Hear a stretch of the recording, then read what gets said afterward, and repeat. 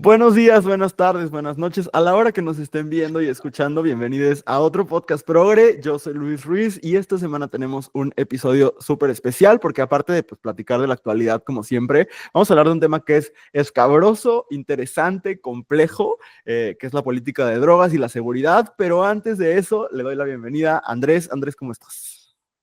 Hola, hola. Pues muy contento de estar acá en el tercer episodio de la segunda temporada de otro podcast Progre y muy emocionado por el episodio de hoy. Sin duda, creo que hablar de drogas es algo muy importante. Y pues bueno, tenemos una invitada de lujo. Pero bueno, pues además, pues estamos en una semana en la que han pasado muchas cosas en el país. ¿Cómo ves todo lo que está pasando?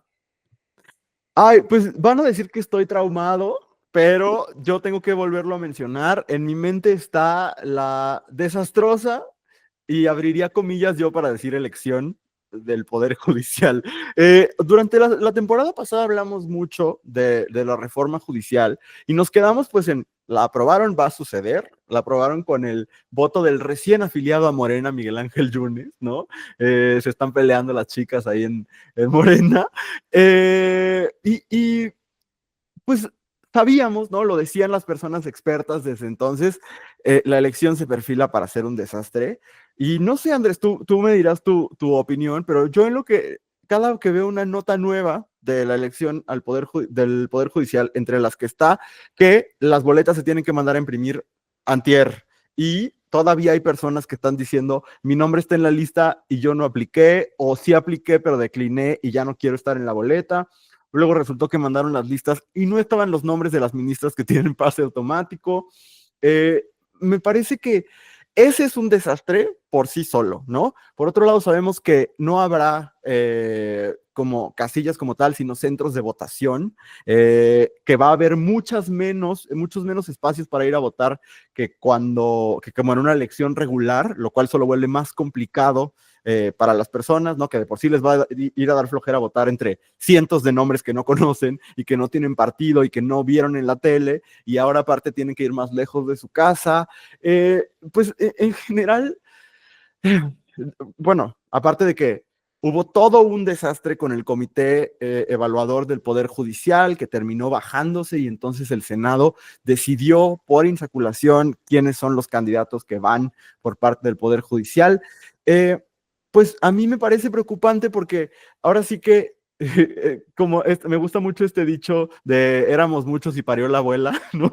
O sea, como de estamos en la situación más delicada de la política mexicana en muchos años, y no depende de la presidenta. Yo creo que la presidenta está haciendo muchas cosas muy buenas, pero por Trump, por la realineación de la política global, estamos en un momento complicado. Y aparte, vamos a hacer una elección desastrosa en la que, no sé si a ti te ha pasado, Andrés, pero fuera de estos círculos de gente como muy politizada, donde a lo mejor nos movemos, y de que gente que consumimos muchas noticias, al ciudadano promedio, y esto no es una crítica, me parece perfectamente natural, tú le hablas de la elección al Poder Judicial y te dice, ¿de qué me estás hablando? O sea, ¿cuándo es? ¿Qué va a pasar? ¿Quiénes son los candidatos? ¿De qué me hablas? La gran mayoría de la gente todavía no sabe que esto va a suceder, y temo que a lo mejor llegue el día y la gente no sepa que va a suceder, ¿no? Entonces, eso está en mi mente. ¿Tú qué piensas de esto? Yo pienso que, bueno, tú le llamas un desastre y definitivamente es un desastre para quienes creemos en la democracia, pero me parece que para Morena es un éxito. O sea, se advirtió, se dijo, se les avisó más de una vez, ¿no? Que esta apuesta tenía que ver con, pues, cooptar al Poder Judicial o tener un Poder Judicial afín al gobierno. Quisieron decir mil y un veces que eso no era cierto, que era para hacerlo más democrático, que lo que tú quieras. Hoy estamos viendo con claridad, ¿no? Quienes somos junkies de las noticias y de la política, que en todas las listas están quedando personas afines al régimen, ¿no? En las del Congreso, en las de aquí, en las de allá. A mí me parece que claro, es desastrosa en el sentido que es atropellada, que es caótica, que hay un circo tras otro, pero me parece que al final el objetivo para el gobierno, el objetivo con el que se hizo esta reforma, se va a cumplir magistralmente, y es que Morena o la Cuarta Transformación tenga un poder judicial completamente alineado con sus formas y posturas políticas. Sí, sí, o sea, Y yo estoy totalmente de acuerdo contigo, Andrés, pero no sé si al final eso vaya a jugar, o sea, creo que juega a favor de los intereses de un grupo de poder en Morena o de Morena en su conjunto, pero pensando en el poder ejecutivo y en la presidenta Claudia Sheinbaum en específico, no sé qué tanto también va a ser un obstáculo para ella gobernar así por la incertidumbre que genera, ¿no? O sea, de por sí tenemos la incertidumbre de Nissan diciendo, bueno, a lo mejor me voy, chicos, porque esto se está poniendo complicado, ¿no? Y de la amenaza arancelaria, de tener un vecino que es el peor vecino que hemos tenido en la historia, y ahora sí que es como esa pareja odiosa que vive al lado de ti, porque no solo es Trump, es Elon Musk también, el copresidente Musk. Entonces, que aparte a la presidencia de Claudia Sheinbaum se agregue esta reforma, que sí es cierto, ¿no? Va a hacer que ella pueda pasar lo que quiera y que nadie se le oponga de ninguna forma, pero es que no solo es que ella pueda pasar lo que quiera, sino que el Senado, que como que tiene vida propia, ¿no? Y que no responde necesariamente a Claudia Sheinbaum, también puede hacer de las suyas, y eso creo que puede terminar jugando en contra de Claudia Sheinbaum. No sé si lo veas así. Eh, no sé si en contra de Claudia Sheinbaum, me parece que su sexenio va a terminar antes que la crisis del Poder Judicial. Me parece que sí eleva pues la tensión o el riesgo de la transición. O sea, a mí me preocupa mucho quién viene después de Claudia Sheinbaum. Claudia Sheinbaum, una reina, todos unidos con Sheinbaum en contra de Trump, ¿no? O sea, creo que ha construido una figura política y mediática pues, ¿no? Chida, ¿no? Que le complace a gran parte de los mexicanos, pero el problema es que toda la infraestructura del poder que están construyendo va a estar lista para que la opere y la dirija alguien más. Y no sabemos si esa persona va a ser igual de científica, igual de moderada, igual de progresista, o va a ser todo lo contrario, ¿no? Pero algo que quería decir, ¿no? O sea, uno de los principales síntomas de que todos los candidatos pues vienen de la 4T es que todos se apellidan del pueblo, ¿no? El justiciero del pueblo, el vengador del pueblo, el ángel del pueblo, lo que tú quieras, pero todos son ministros del pueblo, entendiendo pueblo como una especie de sinónimo de cuatroteísta.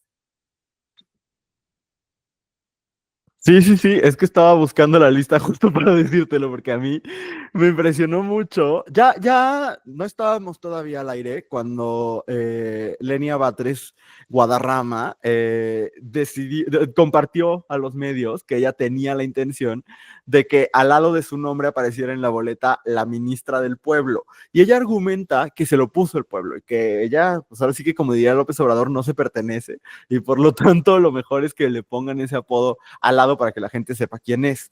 Pero entonces como que una serie de aspirantes a personas juzgadoras dijeron, ah, pues yo también. Y mi favorito es Ángel Mario García Guerra, que no sé quién es y tengo la sospecha de que va a llegar el día de la elección y todavía no vaya a saber quién es.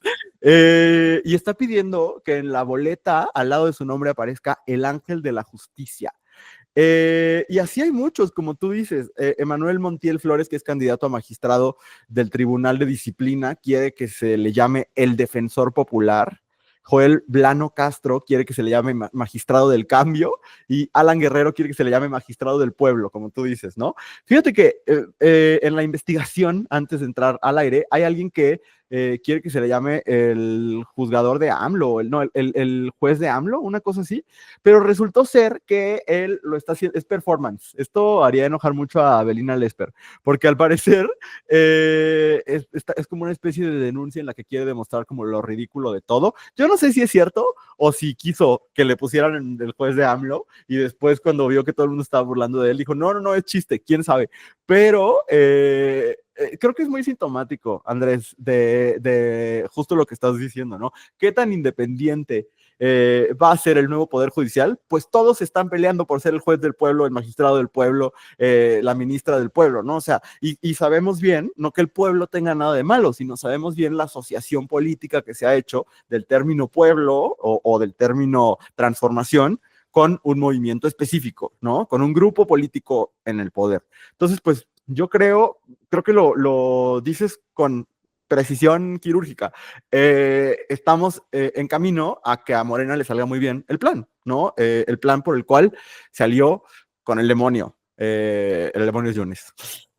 Lemonius Yunes y ya está afiliado a Morena. Fíjate que Güey, solo rapidísimo, antes de pasar al siguiente, porque ahorita dijiste lo de que ya está afiliado a Morena.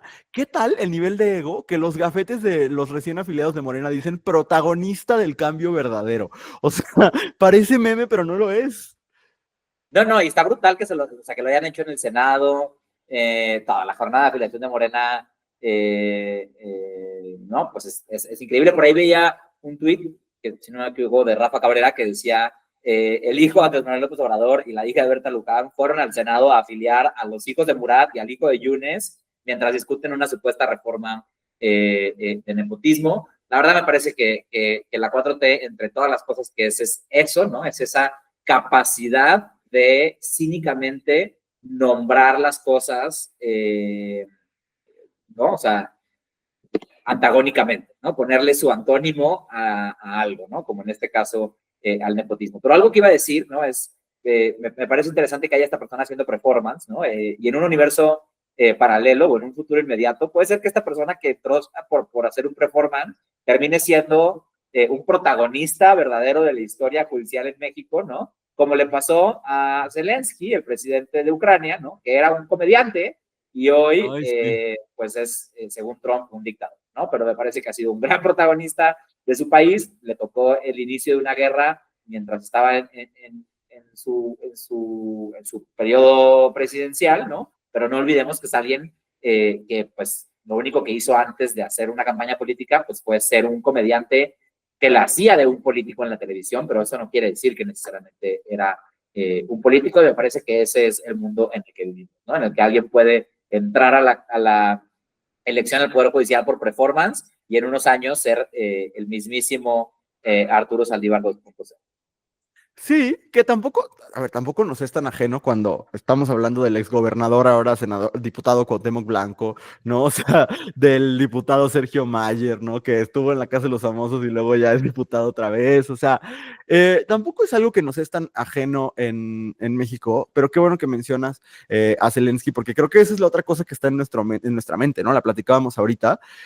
Los liderazgos y las dinámicas de poder en el mundo se están reacomodando, ¿no? Y de verdad, es que no quiero como sufrir de lo que en Estados Unidos le llaman el Trump Derangement Syndrome, ¿no? Como el pensar en Trump para todo, pero genuinamente creo que la elección de Trump nos tiene así, o sea, la elección de Trump nos tiene a México, ahora sí que temblando porque ya viene el arancel, pero ahora que el otro arancel retaliatorio y las mil amenazas que se le van ocurriendo al señor, pero al mismo tiempo, el que no lo mencionamos a profundidad en nuestro primer episodio cuando hablamos de Trump, ¿no? La promesa diagonal amenaza de Trump de apropiarse de la franja de Gaza y la horrenda y cruel sugerencia que hace a los palestinos de buscarse otro lado donde vivir, ¿no? Que eso es, eso es limpieza étnica y genocidio, ¿no? La continuación e intensificación de un genocidio.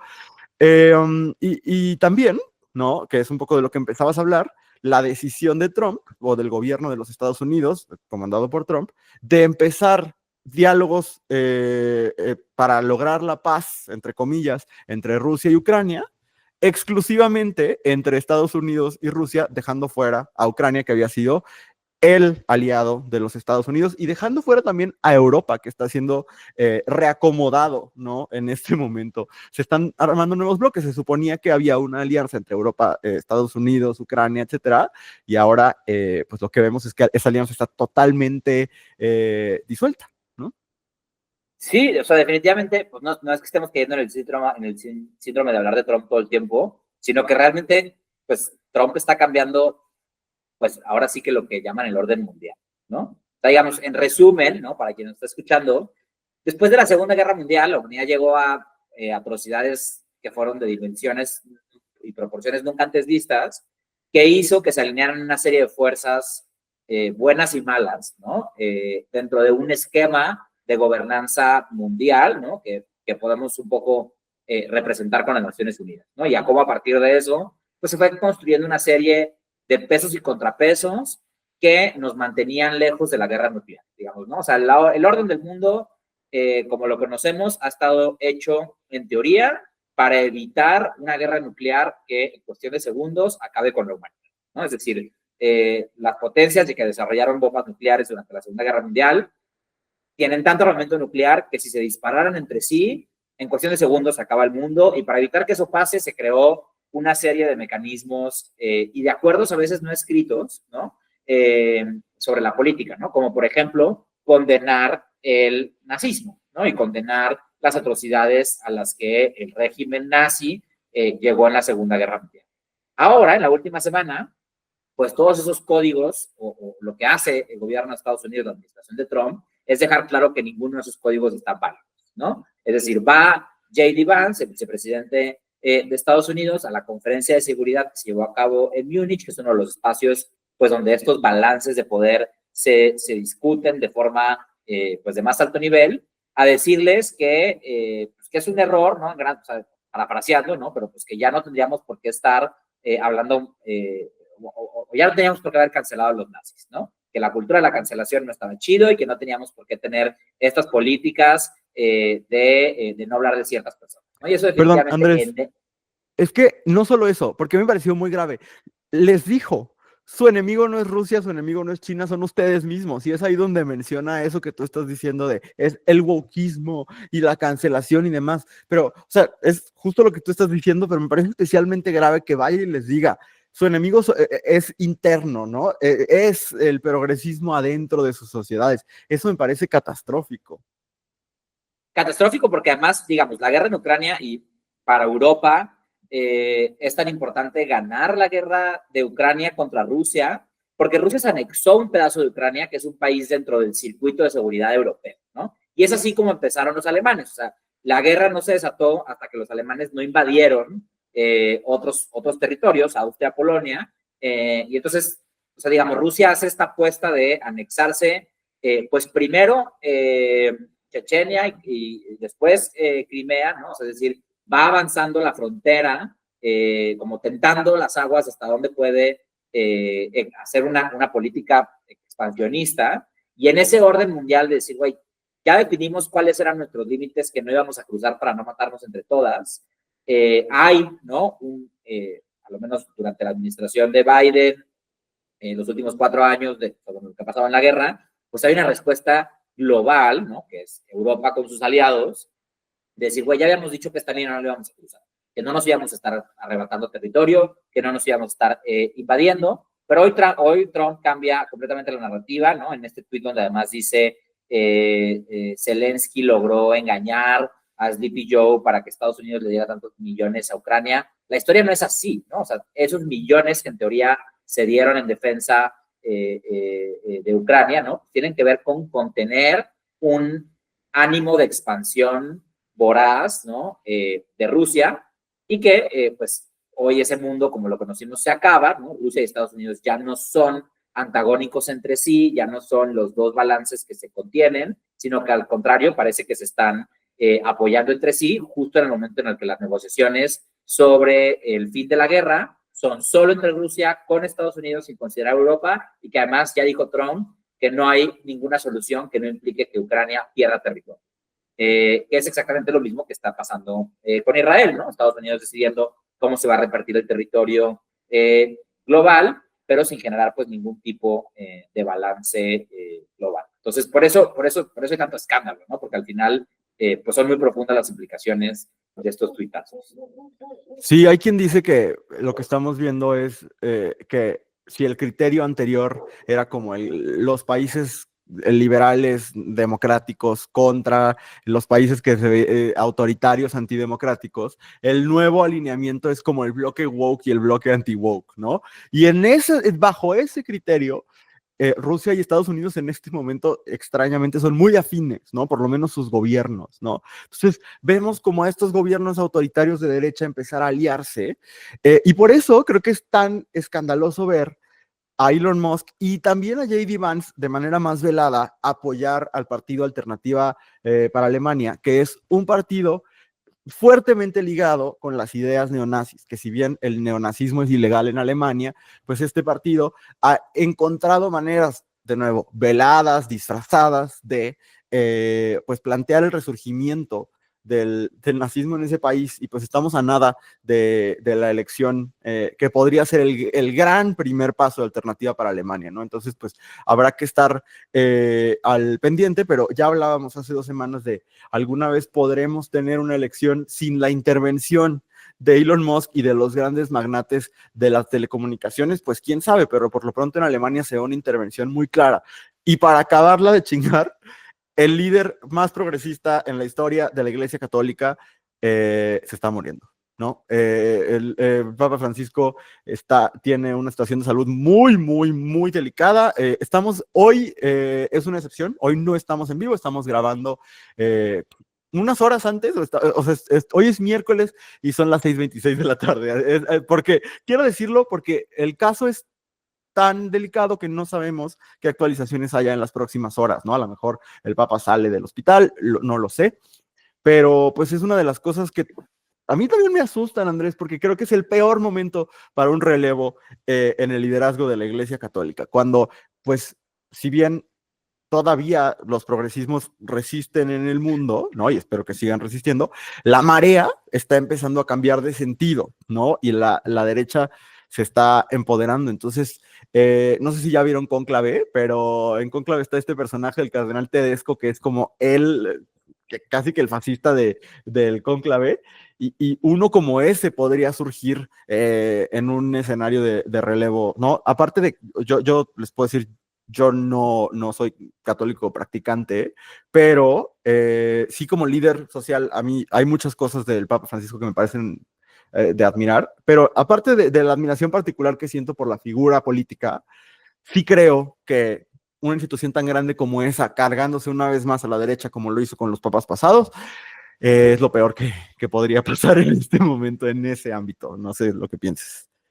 Sí, bueno, al parecer tuvo una mañana tranquila, ¿no? Así que no se está muriendo a lo menos el día de hoy.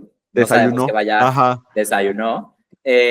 Ojalá agarre fuerzas mi chiquito, pero definitivamente lo que estamos viendo es una realineación de fuerzas globales y pues habrá que estar muy atentos a qué elecciones gana la ultraderecha, qué elecciones pierde la ultraderecha y bueno, qué pasa con estos relevos de los poderes fácticos, como puede ser pues el del Vaticano, ¿no? Definitivamente coincido contigo, sería muy preocupante tener un papa alineado con ideas o políticas fascistas, es algo que ya ha existido en el pasado, es algo que inclusive durante la Segunda Guerra Mundial el papel de la Iglesia Católica no pudo llegar a ser cuestionable, entonces, y además ya han habido señales desde el Vaticano de la articulación de estos bloques de derecha contra las acciones que ha tomado Francisco, ¿no? El simple hecho de que pues no esté en contra de los gays y haya hecho un par de declaraciones amorosas, ¿no? Pues ha levantado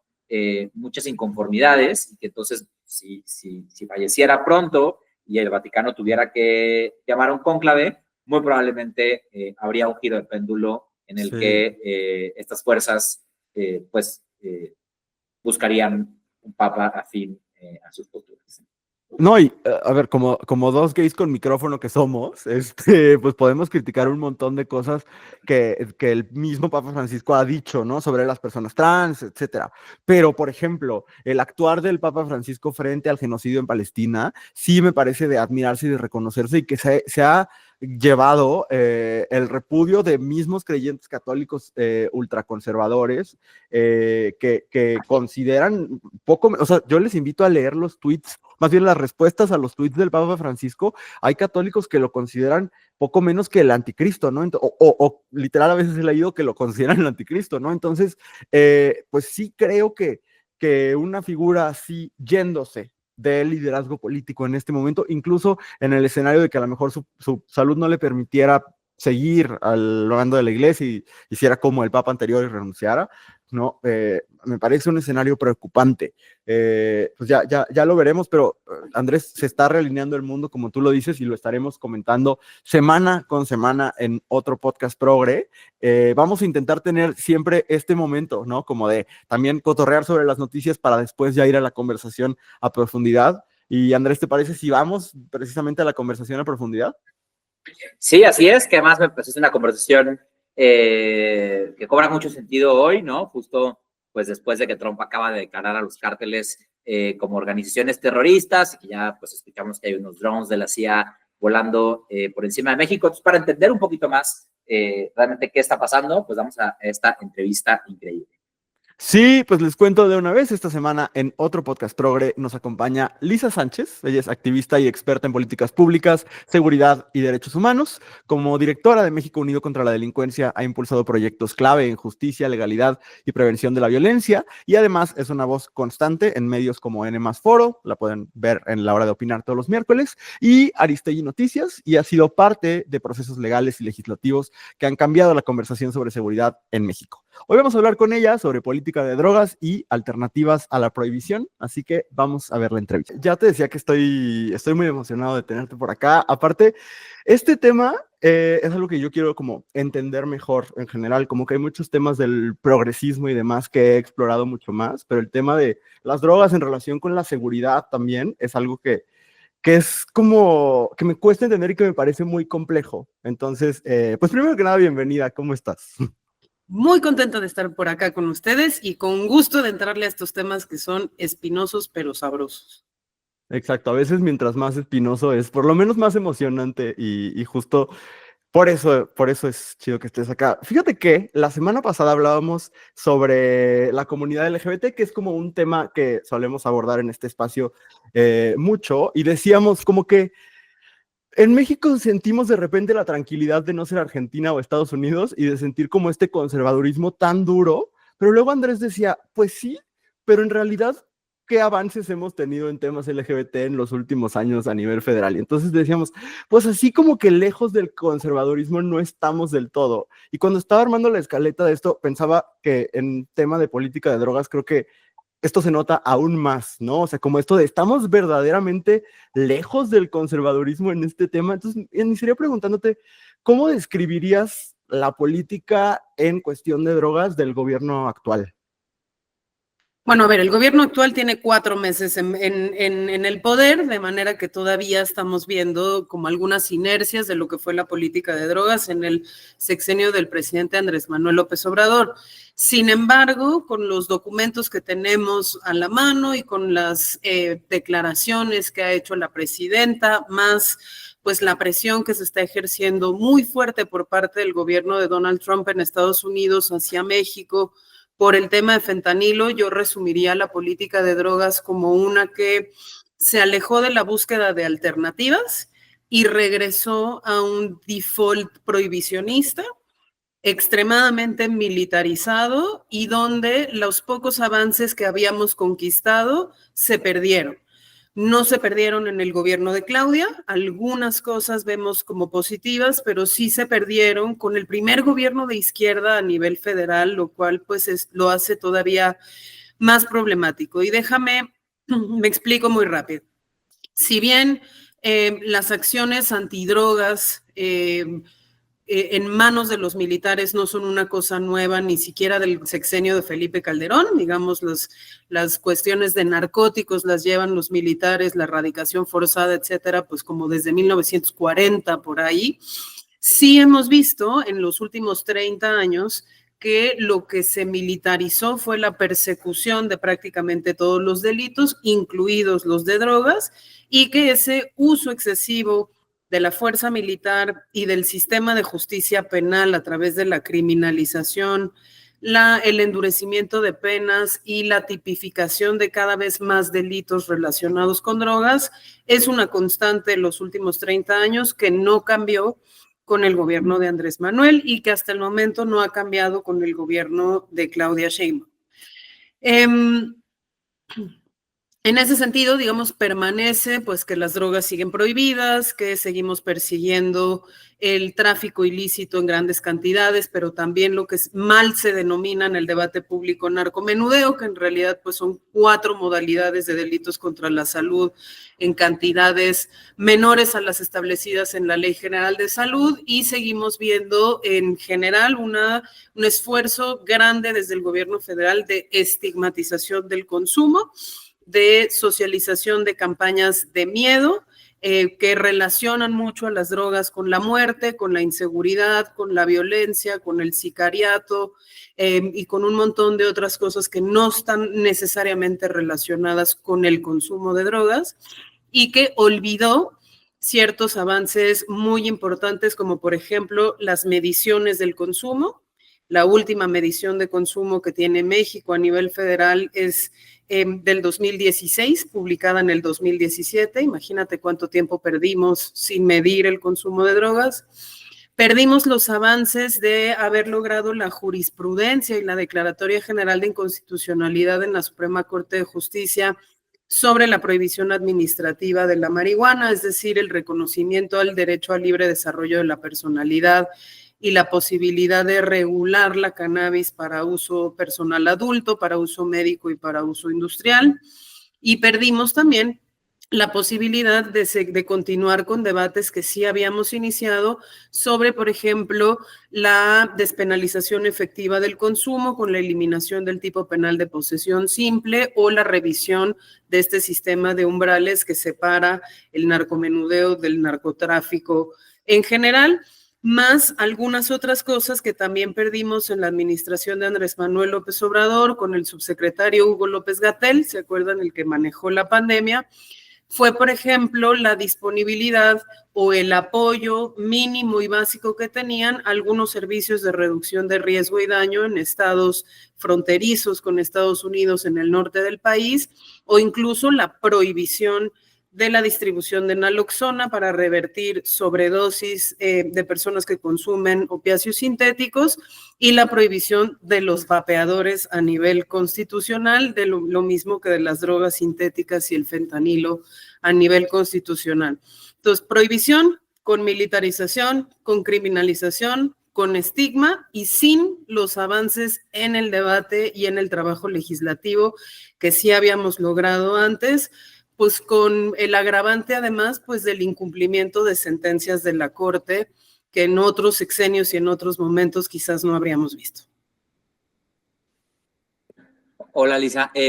Pues qué interesante, digo, en esta primera intervención desmontas lo poco que ha dicho la presidenta Claudia Sheinbaum al respecto, ¿no? O sea, a mí este dato que mencionas de que la última medición es de 2017 me vuela la cabeza porque hemos escuchado a la presidenta ser muy activa en decir que en México no se consume fentanilo, ¿no? ¿Y cómo puede afirmar esto si no hay una medición, ¿no? O sea, me parece que la política de drogas, aunque como bien dices, van apenas 4 meses, no es clara, sí ha sido un tema central del actual gobierno a partir de la entrada de Trump al poder, y que él ha convertido el consumo y el tráfico de fentanilo pues, en un tema central de la relación bilateral, ¿no? Pero recapitulando un poco lo que nos decías en esta primera respuesta, ¿no? O sea, si yo pienso en qué escuchamos acerca de la política de drogas en México, definitivamente es lo que tú dices, ¿no? La estigmatización. O sea, creo que hay 2 ideas muy contundentes. Si consumes, tienes las manos bañadas de sangre, y el problema de violencia en el país está directamente relacionado con la venta y consumo de droga,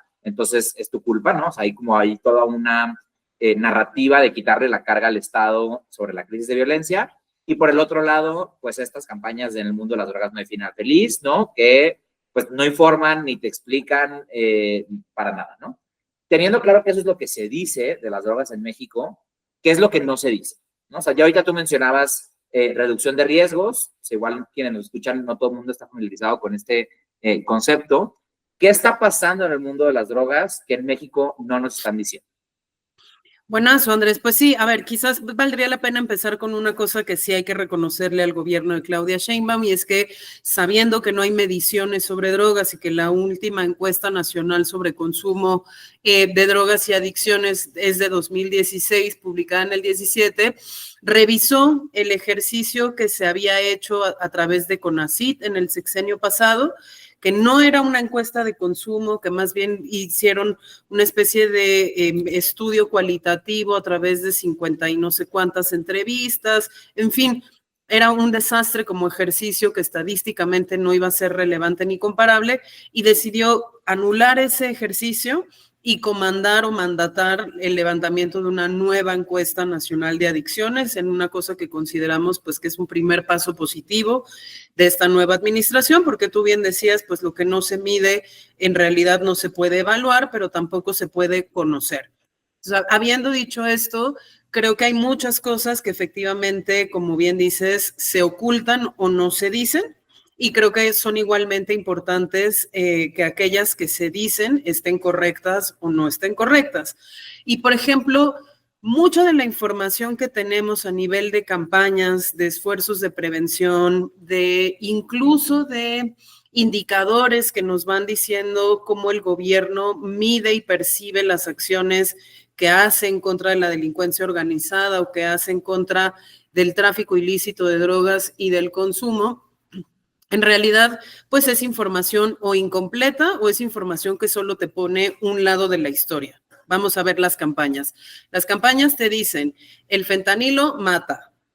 Es cierto, el fentanilo en dosis elevadas puede provocar la muerte por sobredosis y efectivamente ninguna sustancia psicoactiva está libre de riesgos. Sin embargo, cosas que no nos dicen, por ejemplo, es que el fentanilo en realidad es un anestésico de uso quirúrgico y médico, tremendamente efectivo, que forma parte, por ejemplo, del cuadro de medicamentos básicos del Instituto Mexicano del Seguro Social, que está reconocido a nivel global por la Organización Mundial de la Salud y que es una sustancia que ha estado a nuestro alrededor hace muchísimos años y que tiene otros fines legítimos y legales que no deben estar criminalizados y que no deben estar cuestionados porque son necesarias para el ejercicio de la medicina, ¿no?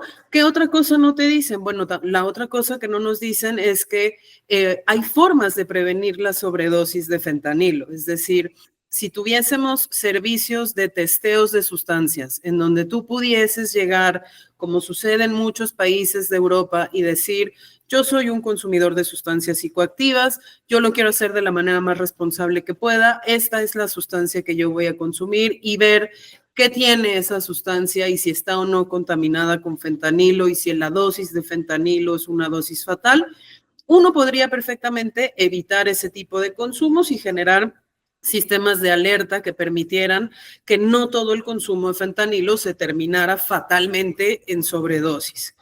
Otras cosas que no nos dicen es que el uso de sustancias psicoactivas no solo está relacionado o no siempre lleva a la adicción. Al contrario, la mayor parte de las personas que incurren en algún consumo experimental o incluso consuetudinario no van a desarrollar necesariamente una adicción entendida como ya la incapacidad de funcionar en lo físico, lo psicológico, lo social o emocional sin el consumo compulsivo de la sustancia. Muchas personas probarán alguna sustancia psicoactiva por distintos motivos, pueden ser personales, religiosos, psicológicos, meramente recreativos, científicos exploratorios, y eso no significa que vayan a desarrollar una adicción, ni tampoco necesariamente significa que voluntariamente estén financiando el narcotráfico y validando la violencia. Si las personas tuvieran vías de suministro legal, optarían en la gran mayoría de los casos por esas vías de suministro legal para efectivamente no tener que empoderar a estas organizaciones criminales, pero, y esa es una quizás de las cosas más importantes que no nos dicen, el narcotráfico no se creó por las drogas, el narcotráfico se creó por la prohibición. Y la prohibición fue una decisión de política pública que el mundo tomó hace un poquito más de 50 años, así que es una hechura nuestra, que tenemos la responsabilidad de medir, evaluar y en su caso modificar, pues dependiendo de si en este momento los resultados negativos ya son más que los posibles resultados positivos de haberla prohibido con incluso buenas intenciones. Y justo te escucho como este paradigma que es muy distinto a lo que escuchamos en todas las campañas, ¿no? Yo tengo como muy en mente esta que han llenado de espectaculares las ciudades, ¿no? Del fentanilo mata, el amor te da vida y cosas por el estilo. Y pensaba, ¿qué es lo que nos está estorbando, igual como país, para llegar a estas conversaciones de reducción de riesgos, de hablar de drogas sin estigma? ¿Crees que es meramente una cuestión moral? ¿O también hay un beneficio práctico para los gobiernos como en criminalizar a los usuarios? ¿Por qué esta resistencia a hablar de las drogas de manera distinta? Yo creo que hay muchas razones, pero lo acabas de decir muy bien. culturalmente, en la sociedad mexicana hemos abordado el tema de las drogas como un tema moral y además hemos estado muy adoctrinados desde el punto de vista global de los países del norte, que incluso cuando firman la primera convención internacional sobre control de drogas en 1961, su primer párrafo preambular dice que lo que estamos buscando es el bienestar físico y moral de la humanidad. Y solo eso, por ejemplo, solo lo dice en la traducción al español, ¿no? En la versión original en inglés dice el bienestar físico y mental de la humanidad. Al traducirlo al español le pusimos el bienestar moral de la humanidad. Entonces, sí tenemos culturalmente una percepción de las drogas como un tema moral y eso nos impide varias cosas. Uno, aceptar lo que decíamos ahorita, que no todo el consumo se va a convertir en una adicción o en un problema. Dos, que hay muchas motivaciones detrás del consumo y no necesariamente una desviación moral ni una enfermedad. Tres, que el placer es válido y que el placer se puede buscar en estados alterados de conciencia y no, eso no significa que le estemos ejerciendo un daño a un tercero o que estemos haciendo algo inmoral con nuestro cuerpo. Y cuatro, que no podemos soportar que se utilicen los impuestos y los servicios públicos para proteger la salud de alguien a quien percibimos moralmente fallido y que se está autoinfligiendo un daño que escoge. Eso es lo que nos impide hablar, por ejemplo, de reducción de riesgos y daños, que ahorita me recuerdas que olvidamos explicarlo, ¿no? La reducción de riesgos y daños es un enfoque que si tuviéramos que explicar muy pedagógicamente, te diría que es lo que está a la mitad entre la prevención y el tratamiento. Tú previenes para que algo no suceda. Entonces, compartes información, hablas con la gente y le dices, mira, si puedes, evítalo. Cuando una persona ya no evitó un consumo, entonces entran una serie de herramientas que conocemos como intervenciones de reducción de riesgo y daño, que lo que hacen, por ejemplo, es darle información a la gente para decirle, por ejemplo, qué no mezclar. A ver, si tú vas a consumir MDMA, no la consumas con esta otra sustancia o cuida mucho tu ingesta de agua, por ejemplo, o cuida mucho este y este otro síntoma porque esto te puede llevar a que de pronto tengas delirio paranoide, tal.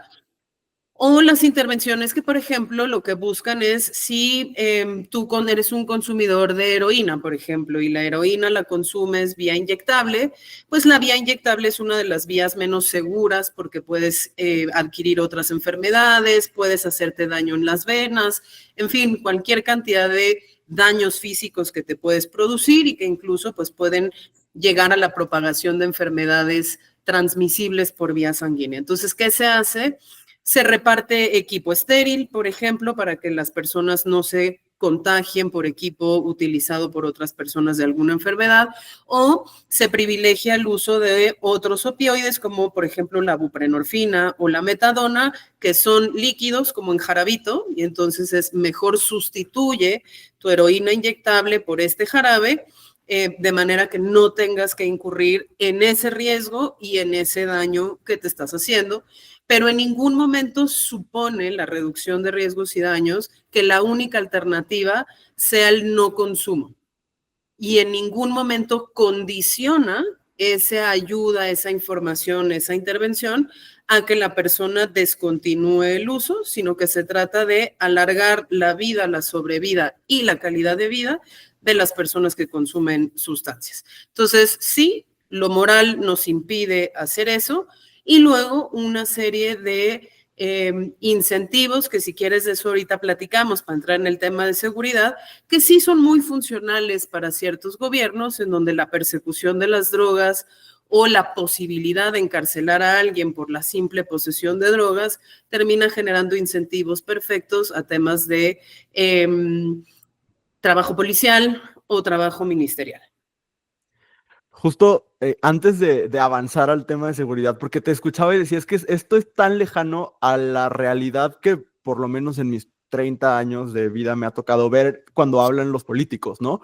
Y lo que pensaba es, ¿hay algún país en el mundo en el que este modelo de reducción de riesgos y daños se haya aplicado? O sea, ¿tenemos como evidencia de que funciona? Sí, claro, y no en un país del mundo, en muchos países del mundo, porque ojo, esto no significa que absolutamente todo el dinero del Estado se tenga que ir a hacerle la vida fácil a todas las personas que usan drogas. Significa que el Estado identifica cuáles son las prioridades en materia de salud pública que tiene que atender y ahí lleva ciertos servicios de reducción de riesgo y daño. Te pongo un ejemplo. Suiza, en los 80s y los 90s, Suiza tenía una transmisión altísima de VIH por uso de parafernalia contaminada para el consumo vía inyectable de ciertas drogas.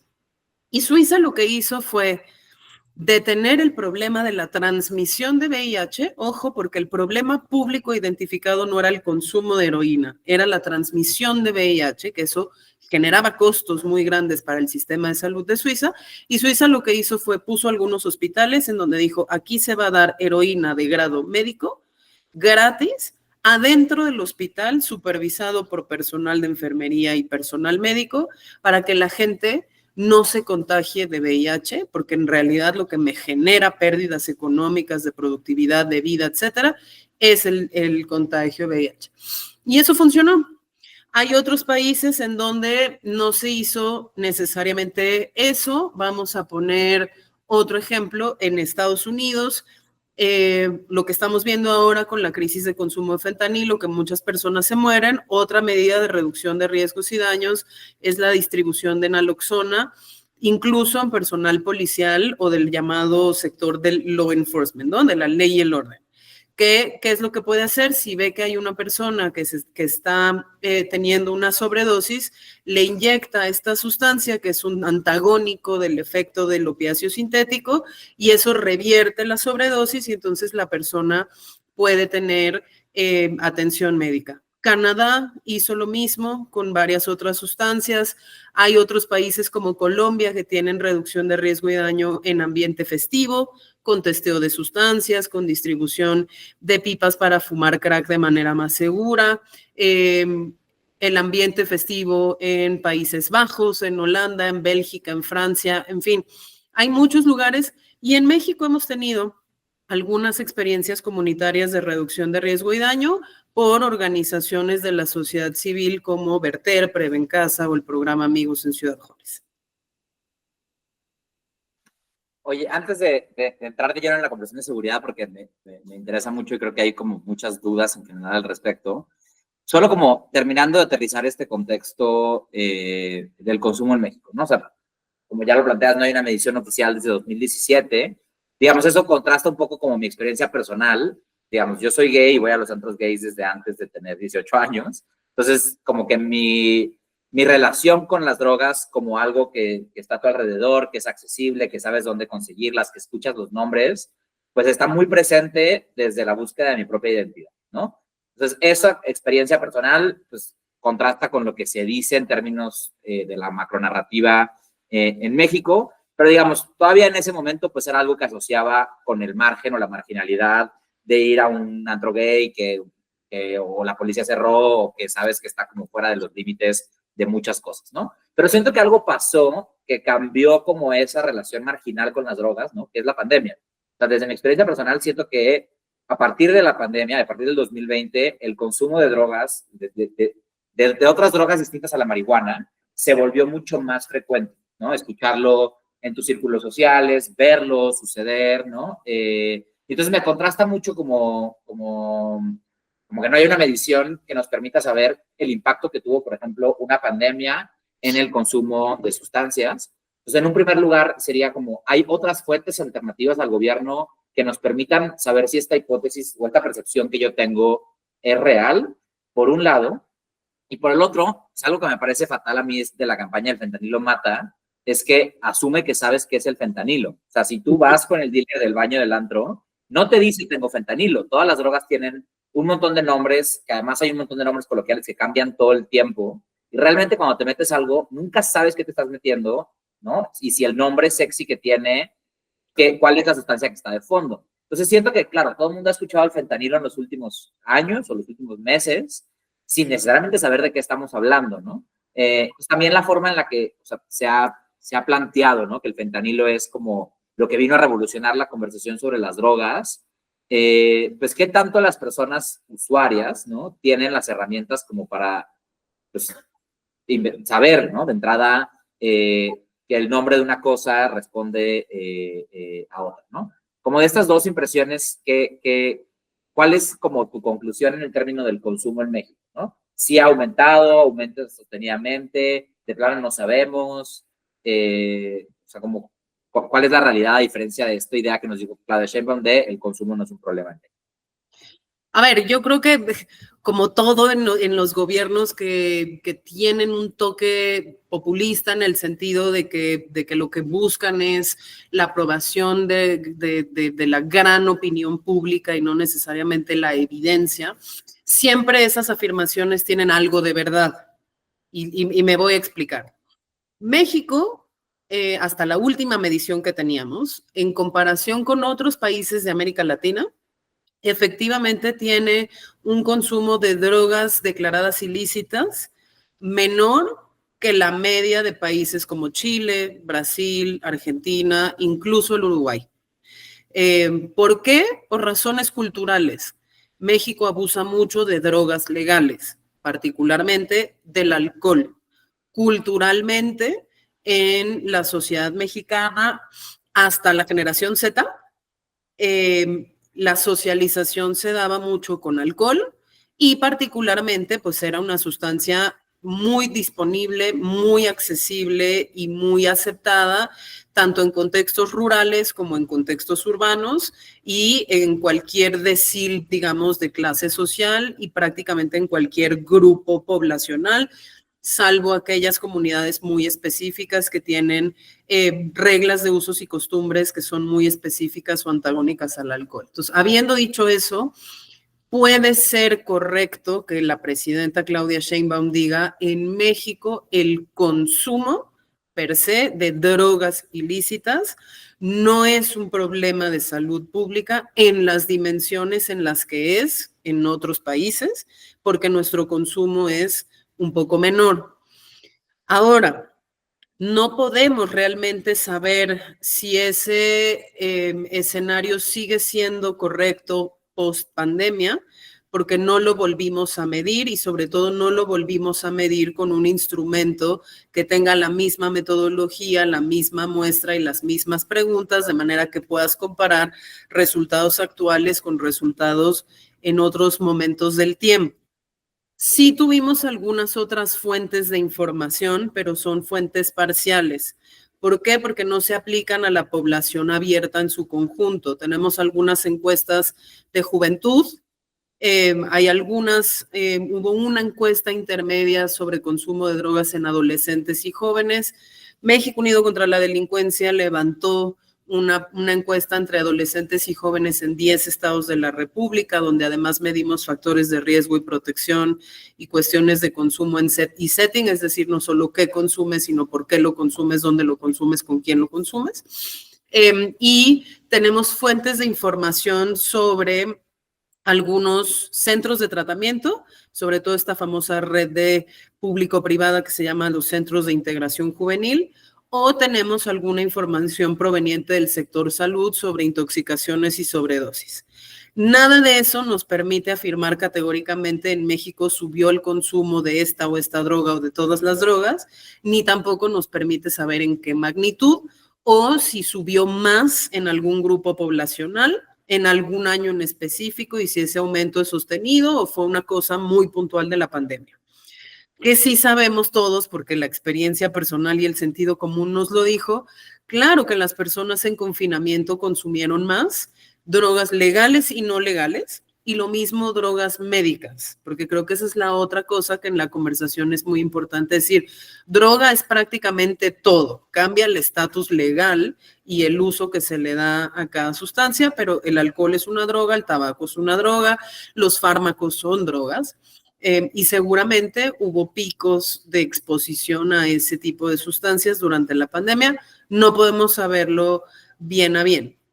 Y lo que menciona sobre la falta de información que tenemos es clave. Por eso las campañas de prevención que solo se basan en el miedo y que solo se basan en estas asociaciones de satanizar a las drogas y a las personas que las consumen, terminan siendo tremendamente inútiles para aquellos grupos poblacionales que sí tienen mayor predisposición o mayor riesgo de experimentar con las drogas o incluso de desarrollar un consumo problemático con las drogas. ¿Qué deberíamos hacer?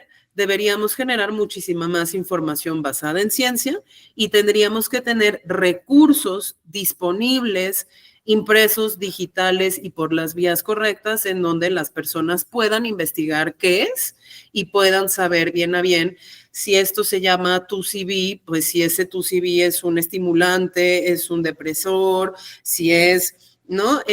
Una droga sintética, si es una droga de origen natural, si genera qué tipo de efectos y cuáles son las interacciones incluso farmacológicas que pueda tener con otra sustancia o con precondiciones que yo pueda tener en mi cuerpo. Si yo tengo una deficiencia cardíaca o si yo tengo una deficiencia respiratoria, tengo que saber esa interacción de las drogas para tomar pues decisiones informadas y en la medida de lo posible responsables y libres de riesgo.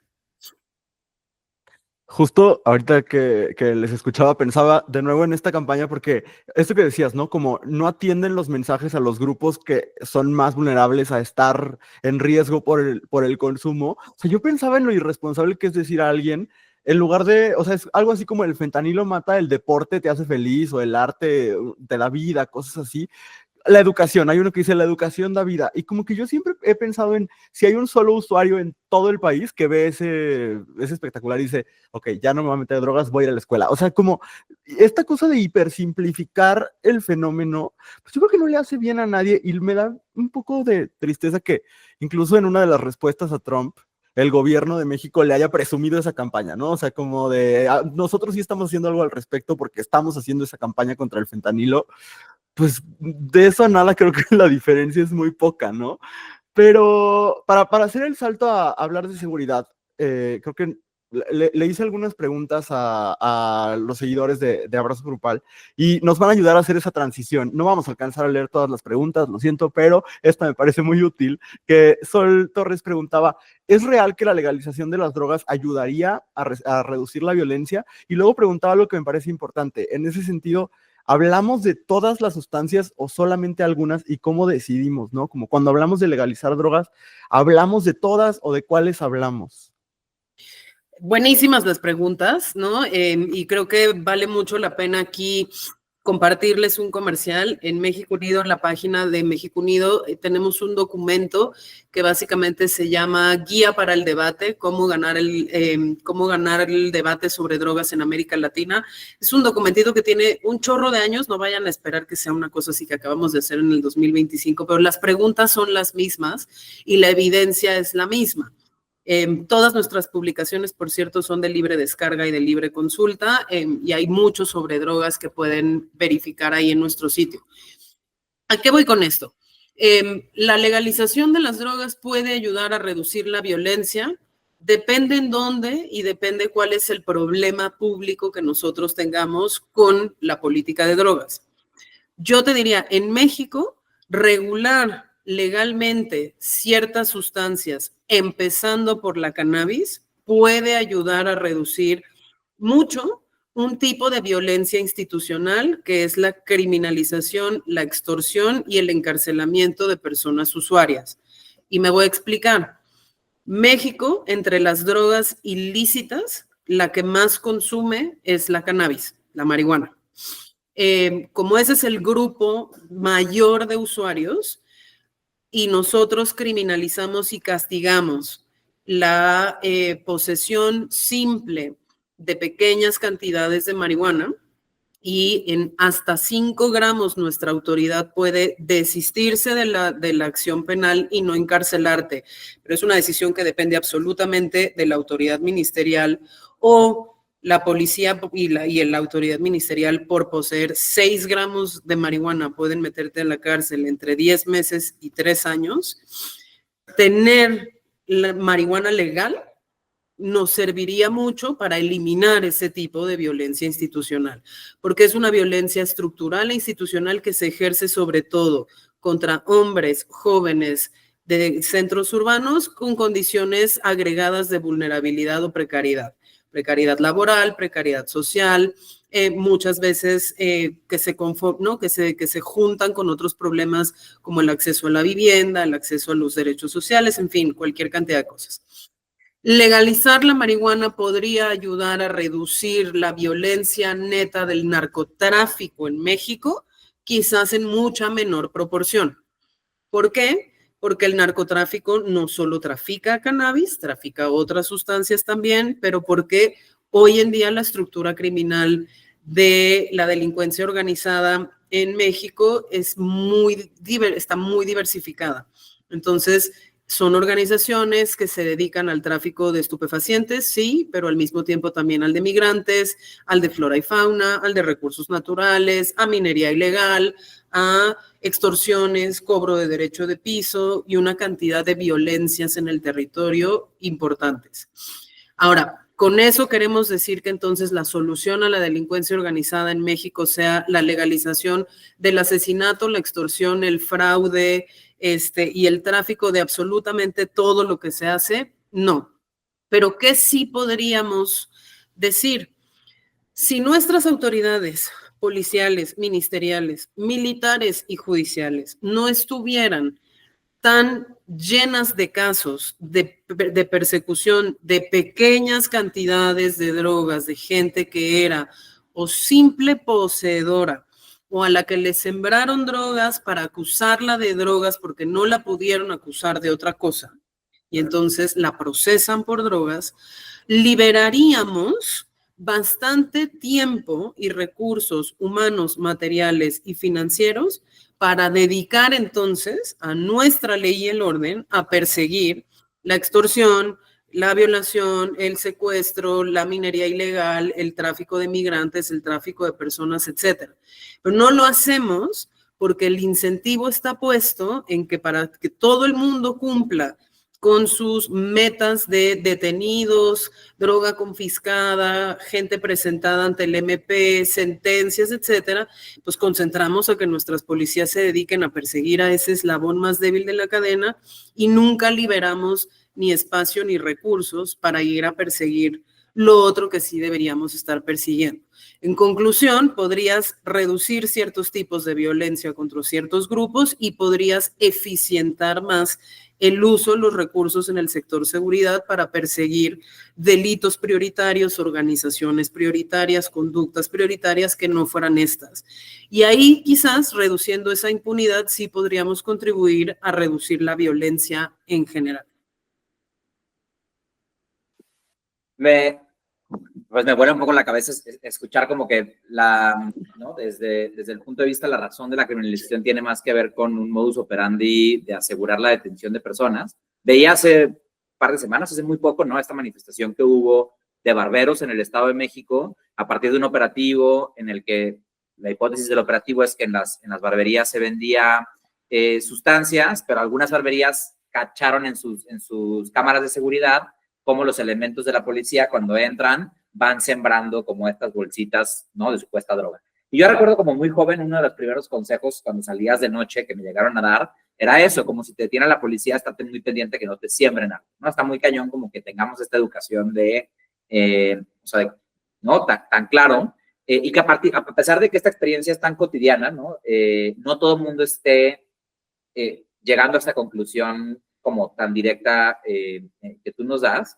Y entonces, otra de las preguntas que nos hacía como el público, o sea, un poco ya hablando como del papel del Estado, ¿no? En este caso, que la policía es lo que se utiliza, o que utiliza las drogas como una forma de justificar la detención.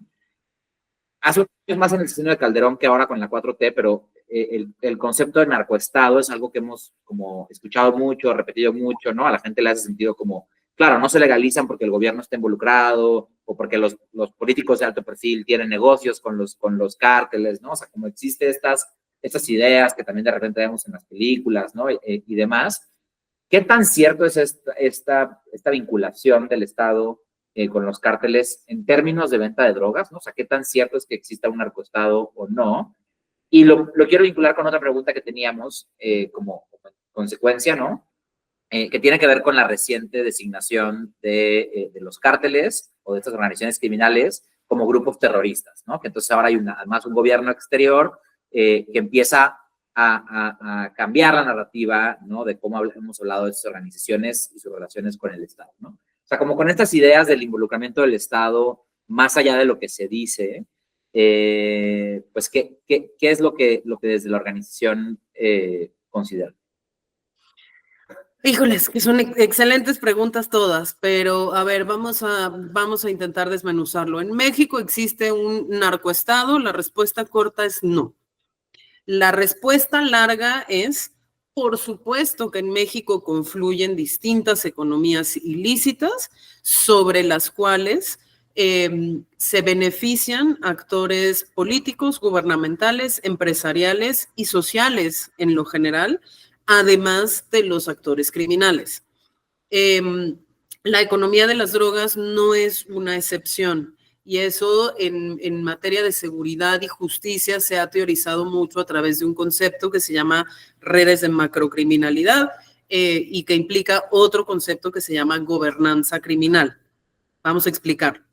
Tú tienes una economía ilícita, es decir, puedes tener el tráfico ilegal de oro o de especies protegidas o de drogas. Y eso existe en un territorio porque ahí tienes una mina o ahí tienes cultivos de cannabis. Para que exista una red de macrocriminalidad, tienes que tener actores criminales que se relacionan con actores empresariales y que se relacionan con actores políticos y que de esa relación, digamos, simbiótica, surge no solo la corrupción del actor político, sino un pacto de impunidad garantizada que permite que esos actores criminales cometan más de un delito, razón por la cual en México vemos este fenómeno de diversificación de actividades ilícitas de las organizaciones criminales y repartan esos beneficios y además reintroduzcan a esa comunidad parte de los recursos que se generan en esa economía ilícita a través del lavado de dinero y a través de la reintroducción de ese dinero en otras economías lícitas. Por ejemplo, el inmobiliario, ¿no? Tú puedes tener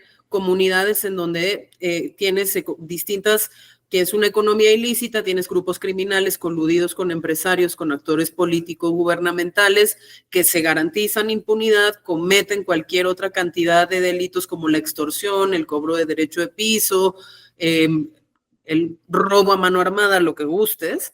Y lo que hacen es que los beneficios que se generan de toda esa actividad criminal regresan a través de esos empresarios en negocios lícitos y entonces tú empiezas a ver cómo aquello se construye, llega infraestructura pública, llega alumbrado, llega no sé qué. Cuando esas redes de macrocriminalidad efectivamente se instalan en el territorio, no solo cuando cumplieron estas características de tener estos tres actores y además la comisión de multiplicidad de delitos en un pacto de impunidad garantizada o de aplicación selectiva de la ley.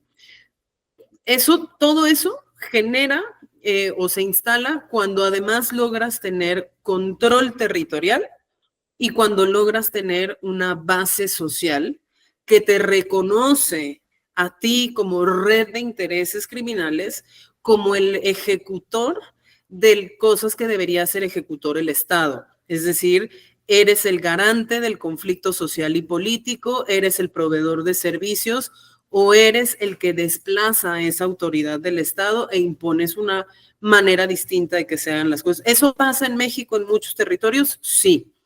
Entonces, la respuesta corta es, ¿México en su conjunto es un narcoestado? No. México en muchos lugares tiene redes de macrocriminalidad con fenómenos de gobernanza criminal, sí, y no es exclusivo del tráfico de drogas, porque esas economías ilícitas o esos delitos pueden ser otros que a lo mejor no están relacionados con las drogas. Que sí es bien importante que nosotros señalemos, si lo que nos importa es recuperar la seguridad de nuestros territorios, pues que no va a haber ninguna estrategia de militarización y persecución de una sustancia en particular, que hoy la de moda es el fentanilo, que vaya a desmontar eso. Ni aunque incautáramos todo el fentanilo que se produce en el mundo, hoy el problema de México no es que haya organizaciones que trafiquen con eso, es que esas organizaciones ya generaron estas características de las que hablábamos y tienen manera de moverse entre delitos, pues que importará poco si incautamos hoy 7 toneladas de fentanilo o no, porque encontrarán otra manera de hacerlo. Ahora, ¿es imposible desarticular eso? No, y ahí están los casos de desarticulación de la mafia siciliana, ¿no? Solo que requiere mucho tiempo, requiere mucho esfuerzo, mucha voluntad política y sobre todo requiere mucha participación ciudadana porque en el desmantelamiento de eso, pues se nos van las convicciones políticas, se nos van los ídolos políticos y se nos van muchas cosas de arreglo social donde nosotros mismos negociamos la ley, ¿no? Para beneficio particular, que se acaban y en beneficio, digamos, del restablecimiento del Estado de Derecho. Tiene muchas capas de complejidad todo de lo que estamos platicando y yo para cerrar quisiera hacer una última pregunta de un tema que es recurrente en este espacio y que hace que muchas veces nuestros seguidores nos digan panistas, pero que es importante, y es el asunto de, hay ciertas sentencias de la Corte, por ejemplo en el tema de la marihuana, pero podríamos hablar de otros temas, ¿no? Del tema del aborto, por poner un ejemplo, que nos han al menos alejado poquito del paradigma de la prohibición y qué podemos esperar del nuevo poder judicial. O sea, yo sé que hay muchísima incertidumbre en ese sentido, pero ¿crees que con un poder judicial mucho más afín a la 4T, que por lo menos ahora sabemos sus posturas, crees que podamos seguir esperando que haya ciertas sentencias que obliguen al gobierno a actuar distinto, o también nos podemos ir como despidiendo de eso? Yo creo que era necesario reformar el Poder Judicial en muchas cosas. Creo que esta reforma, y yo he sido muy vocal al respecto, no era la forma de corregir los problemas que tenía el Poder Judicial y al contrario le crea problemas adicionales. Uno de esos problemas adicionales es que vas a tener muchas personas que no tienen, digamos, ni la formación ni la experiencia necesaria para atender. Ya deja tú el caso tradicional de cualquier materia civil, mercantil o familiar, sino sobre todo los casos especializados. Ejemplo, el sistema de justicia para adolescentes, que es una reforma constitucional que México adoptó para proteger de mejor manera a los menores de edad, requiere toda una formación específica para quien va a ser juez en ese sistema que la reforma judicial eliminó. Y en ese sentido creo que vamos a ser mucho más vulnerables a abusos y violaciones que creíamos de alguna manera, no te voy a decir superada, pero sí atendida, y que ahora van a caer en un vacío muy importante. Y ese es el tema también de las drogas. Parte de la razón por la que fuimos generando un cambio en la manera de concebir el problema y emitir sentencias desde tribunales de circuito, juzgados de distrito, tribunales colegiados, Suprema Corte de Justicia, fue porque con cada fallo que íbamos ganando se iba creando la obligación interpretativa para los de abajo. Y eso solo iba avanzando conforme tú mantenías a los jueces de carrera. Ahora que este va a ser un recambio de un montón de gente, va a haber que rehacer toda esa pedagogía porque esos precedentes y esa manera de entender las cosas se puede perder. Y otra cosa, va a terminar siendo muy vulnerable el Poder Judicial a intereses privados y criminales por no haber previsto la manera en la que se iban a financiar o se iban a poder hacer campañas para la elección judicial, en algo que pues está por verse cuáles van a ser los resultados. Yo creo que en algunas materias que van a ser poco controversiales, tipo materia familiar, en algunas cosas en materia administrativa, los jueces que lleguen no necesariamente van a tener una forma de fallar predeterminada y podrán imprimir su sello personal, sea bueno o sea malo. Lo que sí tengo muy claro es que por la creación de los tribunales de disciplina, este nuevo Poder Judicial no va a tener ningún incentivo para fallar en contra del gobierno. Y eso es uno de los principios fundamentales, esa libertad para ir incluso en contra de un pensamiento mayoritario o de un poder político constituido con apoyo mayoritario, era una de las precondiciones para ir avanzando ciertos derechos, porque se litiga actos de autoridad, sobre todo cuando se hace litigio estratégico. Tú litigas una decisión o un acto cometido por un gobierno y el tribunal entra a hacer la interpretación.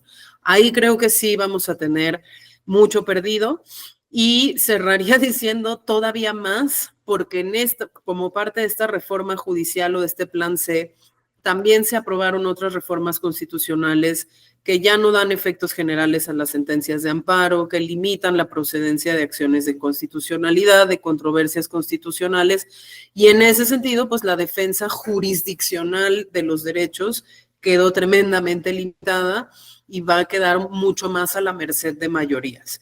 En temas como drogas, que son tremendamente contramayoritarios, pues nos va a costar mucho más de lo que nos costó, porque otra cosa que se nos olvida mucho cuando criticamos abiertamente ese poder judicial neoliberal, conservador, panista, anterior a Morena, es que todos esos fallos fueron una oportunidad de oro para hacer pedagogía política.